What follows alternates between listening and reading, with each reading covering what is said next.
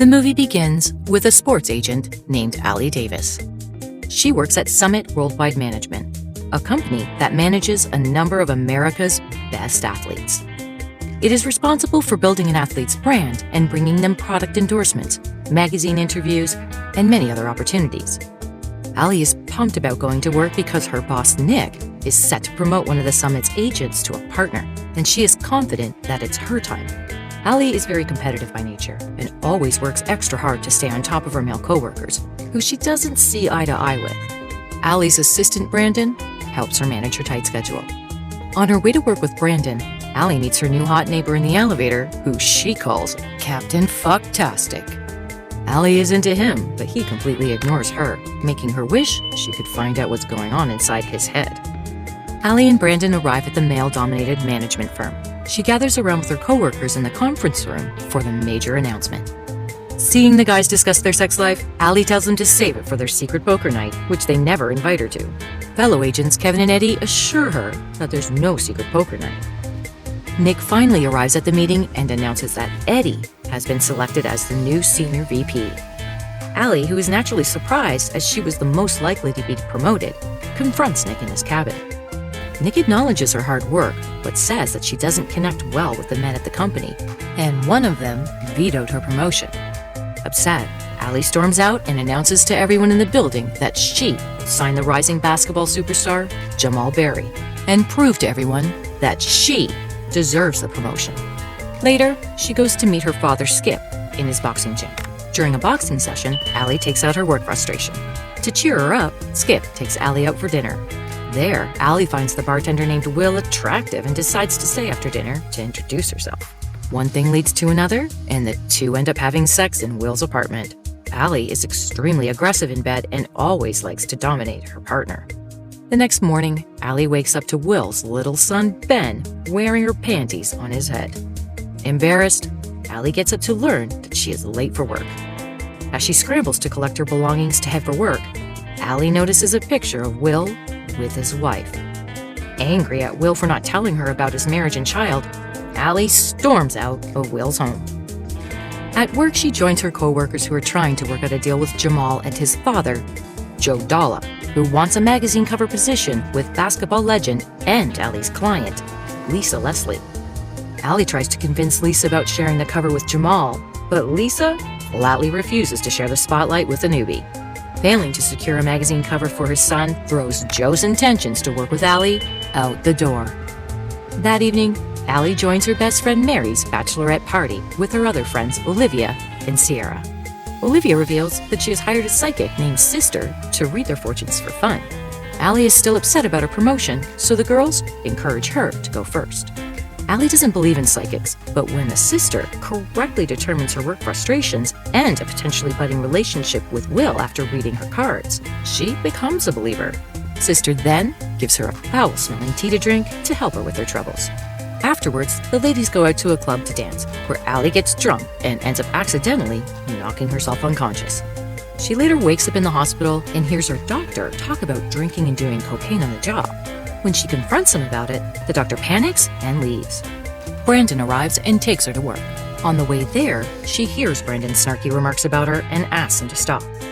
Brandon is surprised as he was only saying those things in his head and not out loud. It finally dawns on both Brandon and Allie that she can hear people's inner thoughts. Allie freaks out and becomes overwhelmed when she gets to work and finds that she can only hear the thoughts of men, which are mostly lewd and dark. Fed up, she visits the psychic who gave her the tea to ask her to help her to go back to normal. However, Sister reveals that she can't do anything about it and advises her to use this to her advantage at work and get ahead of her male colleagues. At work, using her newfound power, Allie learns from Kevin about the secret poker night with Jamal's father, Joe, and some other guys at Nick's house. Determined to sign Joe, Allie shows up at Nick's home, where she meets Joe, Kevin, another coworker, Ethan, as well as Mark Cuban, Grant Hill, and Shaquille O'Neal. She easily beats the guys at poker, but when it comes down to her and Joe, Allie lets him win to be on his good side. Pleased, Joe asks Nick to bring Allie to a private meeting scheduled for tomorrow. At the meeting, Nick brings Jamal to hear SWM's pitch on how they can help Jamal build a billion-dollar empire. Kevin puts together a tacky rap video with Jamal's face photoshopped in there, which naturally fails to impress neither Joe nor Jamal. Allie overhears the father and son's thoughts and echoes them out loud, calling Kevin's video cheap 90s video. She manages to appeal to them and convinces them to continue their business negotiation. After the meeting, she invites Joe and Jamal to a basketball game over the weekend. Allie notices Will and his son Ben in her office lobby being stopped by the receptionist from reaching her. Joe turns down her offer, saying he wants Jamal to spend time with his family, and he thinks Allie is not a family-oriented person. Refusing to let Jamal slip out of her hands, Allie signals the receptionist to let Will and Ben in and presents them as her husband and son to Joe. This makes Joe trust Allie, and he agrees to go to the game. After Joe and Jamal leave, Will reveals that he's there to return her driver's license that she dropped at his place. He also reveals that he is not married and his wife died a while back. Allie feels bad for assuming things about Will and invites him and little Ben to the game to make up for it. Kevin later confronts Allie for shitting on his presentation in front of everybody. Allie retorts by saying that he deserved it because he was the one who voted her down so that Eddie could win. Kevin is flabbergasted by the accusation and denies doing any such thing. He further says that he believes in numbers, and since she always brings the numbers, he has always supported her. Kevin's inner thoughts prove that he is telling the truth, which surprises Allie. Kevin tells her that people voted her down because she never tries to be friends with anyone at the office.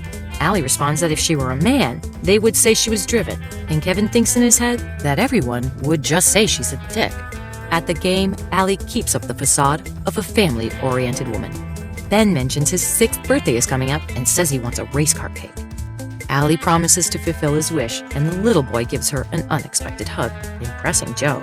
After the game, Joe tells her that he is keen to sign with SWM. The next day, Brandon sets Allie and her fake husband Will to go on a double date with Mary and her fiancé James, despite her protest. Although she agrees to go, she tells him that he is starting to act like her agent.